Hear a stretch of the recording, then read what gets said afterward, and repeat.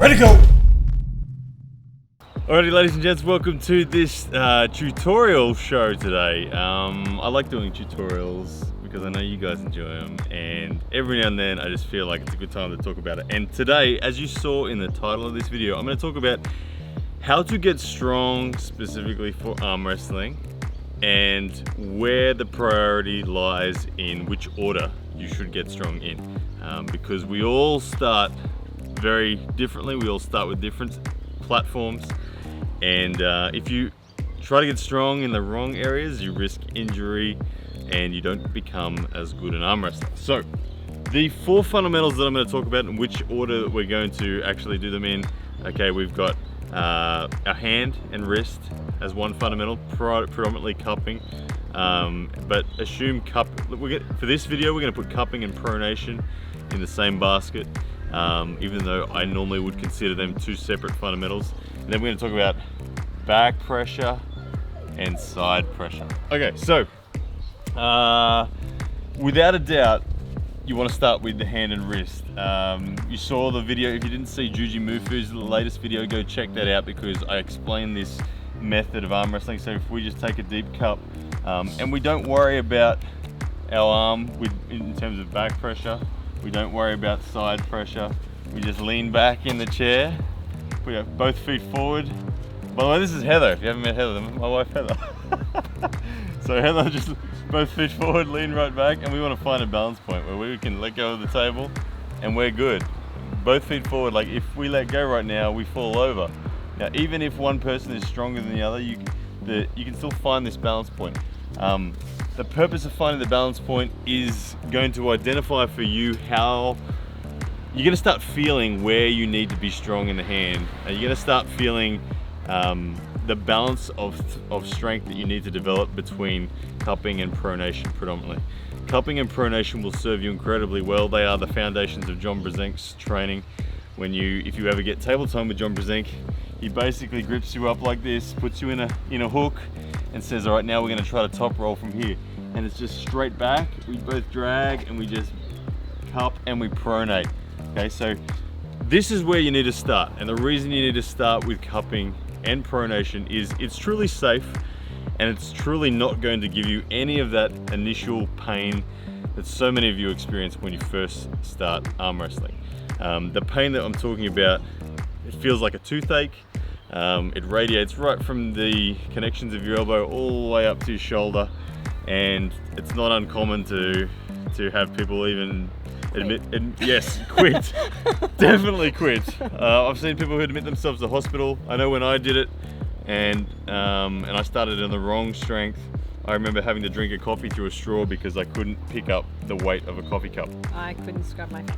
Yeah, it's side pressure to wash my face was too much, so I quit. It's hugely painful. But guys, if you ignore back pressure and ignore side pressure, and I feel like doing this for the first couple of years will set you up so well. So the way that you arm wrestle with this, like I said, just 2 seconds for me, Heather.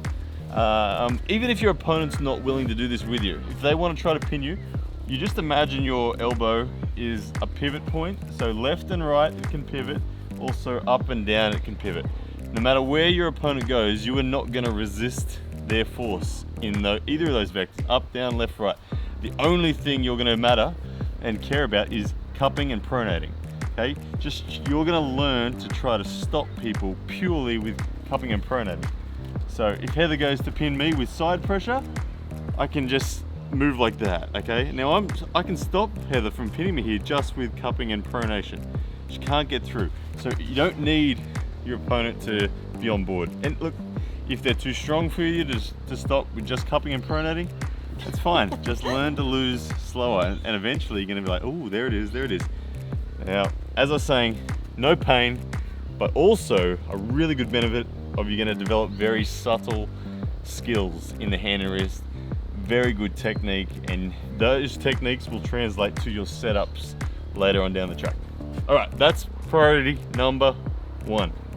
All right, priority number 2, back pressure.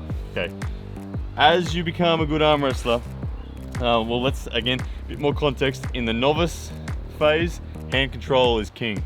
you win leverage over other novices. They could be twice your general strength, you're gonna beat them. As you go from novice to amateur, people are gonna start to have a better understanding of how to apply strengths in arm wrestling, and back pressure is gonna become an ace up people's sleeves. Now back pressure, there's a few forms of back pressure, but I define back pressure as anything that brings your opponent over this side of the table. It can be a drag, can be a bicep driven post, or any combination of the two. And I would suggest you train those, and they're very easy to train in the gym. You don't need table time for this.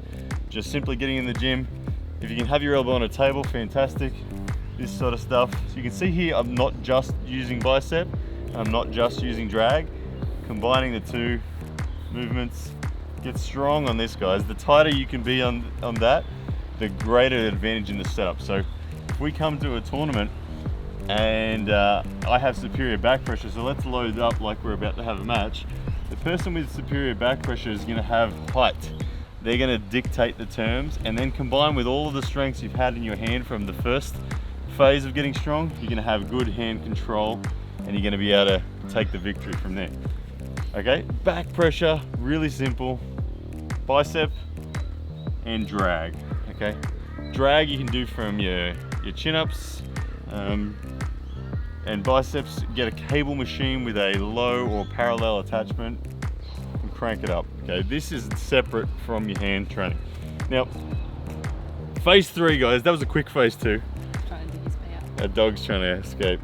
Just to be in the video. He's having a lot of anxiety that he's not in the video. He's normally in the videos with us. He's not in this one and he's freaking out.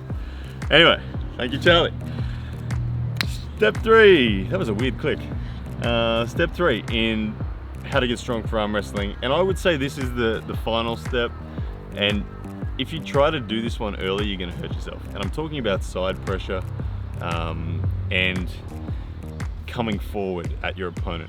A lot of people start instinctively wanting to press and come forward. A lot of novices break their arms because they're not aware of their own connective tissue limits, and instinctively they think they want to do that and they break humeruses. So this isn't a video about how not to break your arm. This is a video about which priority you should get strong in arm wrestling. So side pressure, I believe, is the last key to the complete story. If you, don't get me wrong, you can start with side pressure, but you risk a lot.